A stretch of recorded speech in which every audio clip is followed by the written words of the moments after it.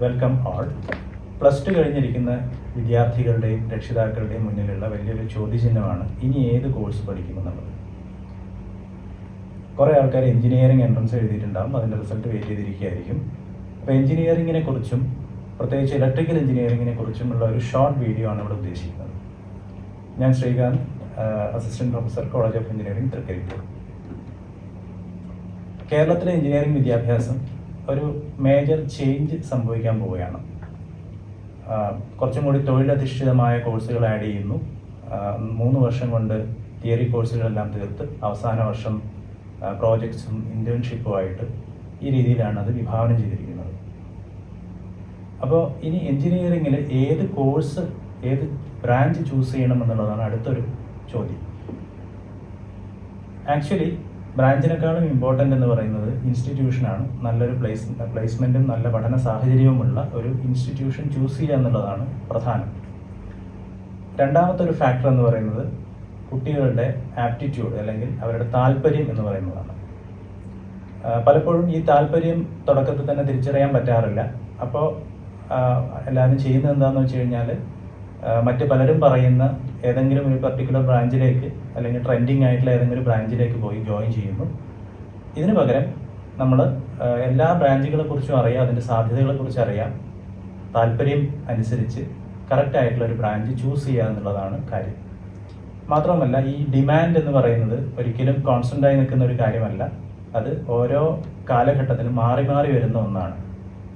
ഇനി ഇലക്ട്രിക്കൽ എഞ്ചിനീയറിംഗിനെ കുറിച്ച് ഡിസ്കസ് ചെയ്യാം. ഇലക്ട്രിക്കൽ എഞ്ചിനീയറിംഗ് എന്ന് പറയുന്ന ഒരു ഫണ്ടമെൻ്റൽ ബ്രാഞ്ച് ഓഫ് എഞ്ചിനീയറിംഗ് ആണ്. ഇലക്ട്രിസിറ്റി ഇല്ലാത്ത ഒരു ലോകത്തെക്കുറിച്ച് ഒന്ന് ആലോചിച്ച് നോക്കാം. അതുകൊണ്ട് തന്നെ ഇതിൻ്റെ സിഗ്നിഫിക്കൻസ് ഒരിക്കലും കുറയില്ല, ഓവർ ദ ഇയേഴ്സ് കൂടി വരും മാത്രമേ ഉള്ളൂ. ഇനി ഇലക്ട്രിക്കൽ എഞ്ചിനീയേഴ്സിൻ്റെ പ്രധാനപ്പെട്ട കുറച്ച് ഏരിയാസ് നമുക്ക് നോക്കാം. ഇലക്ട്രിക്കൽ വെഹിക്കിൾസ്, ഹൈബ്രിഡ് വെഹിക്കിൾസ്, ഇതെല്ലാം വളരെയധികം പോപ്പുലറായി വരുന്നൊരു കാലഘട്ടമാണ് ഇപ്പോൾ. ഒരു 10 വർഷത്തിനുള്ളിൽ ഒരു EV റവല്യൂഷൻ തന്നെ ഇവിടെ നടക്കുമെന്നാണ് പറയപ്പെടുന്നത്.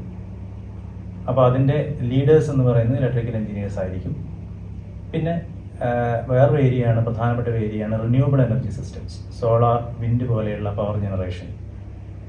പിന്നെ ഏത് ഒരു ബിൽഡിംഗ് എടുക്കുന്ന സമയത്തും അതിൻ്റെ ഇലക്ട്രിഫിക്കേഷൻ, ലൈറ്റിംഗ്, ഇതെല്ലാം ഇലക്ട്രിക്കൽ എഞ്ചിനീയേഴ്സിൻ്റെ ജോബാണ്. പിന്നെ power sector, generation, transmission, distribution, ഇവിടെയെല്ലാം സ്മാർട്ട് ഗ്രിഡ്, ഈ ഏരിയയിലെല്ലാം ഇലക്ട്രിക്കൽ എഞ്ചിനീയേഴ്സ് അത്യാവശ്യമാണ്. ഈ കോർ ഏരിയാസ് ഒന്നും അല്ലാതെ ഇനി സോഫ്റ്റ്വെയർ ഫീൽഡിലേക്കും ഇലക്ട്രിക്കൽ എഞ്ചിനീയേഴ്സിന് ടേൺ ചെയ്യാവുന്നതാണ്. IT ഇൻഡസ്ട്രിയിൽ ഒരുപാട് മൾട്ടിനാഷണൽ കമ്പനീസ് ഉണ്ട്, ഇവിടെയെല്ലാം വർക്ക് ചെയ്യാൻ പറ്റും.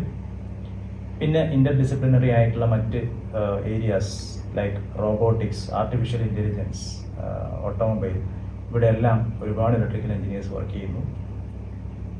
ടീച്ചിങ്ങിലും റിസർച്ചിലും നല്ല സാധ്യതകളുണ്ട്.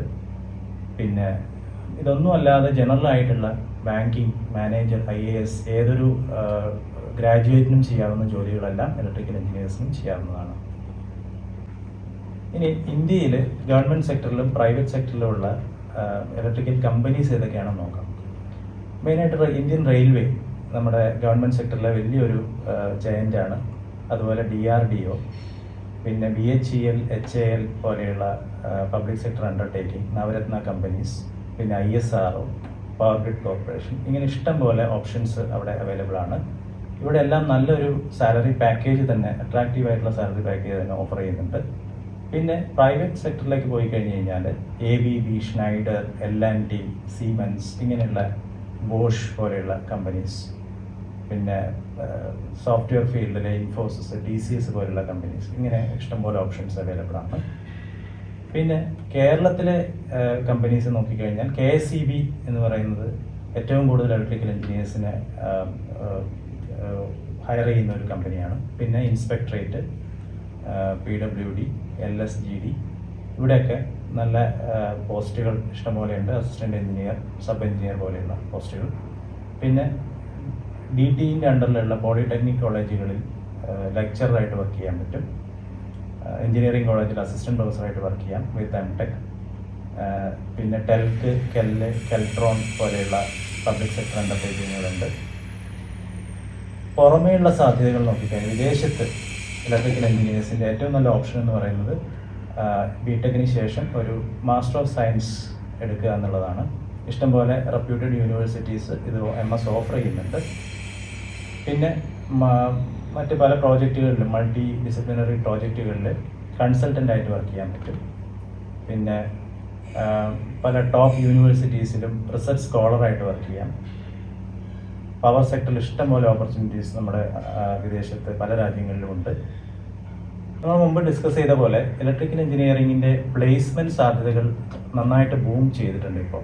അതിൻ്റെ കാരണങ്ങൾ എന്ന് പറയുന്നത്, ഒന്ന് ഈ മാറിയ കാലഘട്ടത്തിലെ പുതിയ അവസരങ്ങൾ എന്ന് പറയുന്നത്, തൊഴിലവസരങ്ങൾ എന്ന് പറയുന്നത്. പിന്നെ ആവശ്യത്തിനുള്ള ഇലക്ട്രിക്കൽ ഗ്രാജുവേറ്റ്സ് നമ്മുടെ രാജ്യത്തില്ല എന്നുള്ളതാണ് സത്യം. അപ്പോൾ അതുകൊണ്ട് തന്നെ പ്ലേസ്മെൻറ്റിൽ നല്ലൊരു ബൂം ഉണ്ടായിട്ടുണ്ട്.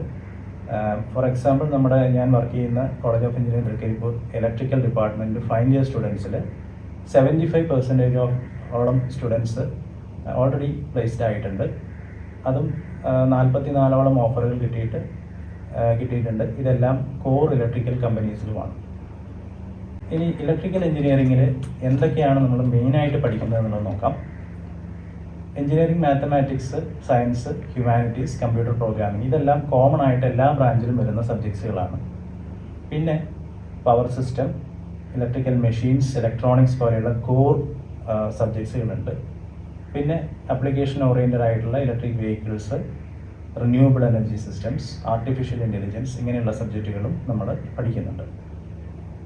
ഇത്രയൊക്കെയാണ് മെയിനായിട്ട് ഇലക്ട്രിക്കൽ എഞ്ചിനീയറിംഗിനെ കുറിച്ച് പറയാനുള്ളത്. Thanks for listening.